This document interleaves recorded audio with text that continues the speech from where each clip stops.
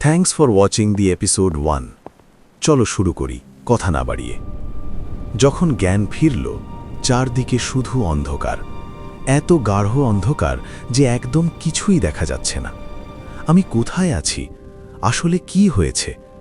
কেউ যেন আমাকে সেলিব্রেট সেজ বলে ঠাট্টা করছিল, তারপর হঠাৎ সব অন্ধকার হয়ে গেল।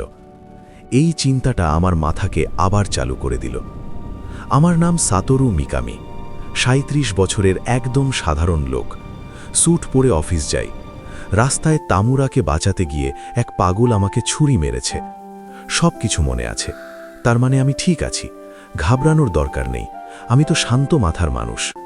শেষবার ভয় পেয়েছিলাম স্কুলে, প্যান্ট একটু ভিজে গিয়েছিল। চারপাশ দেখার চেষ্টা করলাম, কিন্তু চোখ খুলছে না। ঘষতে গেলাম, হাতই নড়ছে না।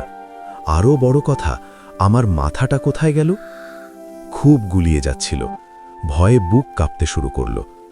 যখন ভয় লাগে আমি চুপ করে প্রাইম নাম্বার গুনি, 1, 2, 3। ওয়েট, 1 তো প্রাইম হয় না। উফ, এখন এসব বোকা চিন্তা করার সময় না। এটা খুব খারাপ, তাই না? আমি কি কোমায় আছি, নাকি শরীর থেকে আলাদা হয়ে গেছি? এই অন্ধকার ঘরে একা থাকলে তো মানুষ পাগল হয়ে যায়।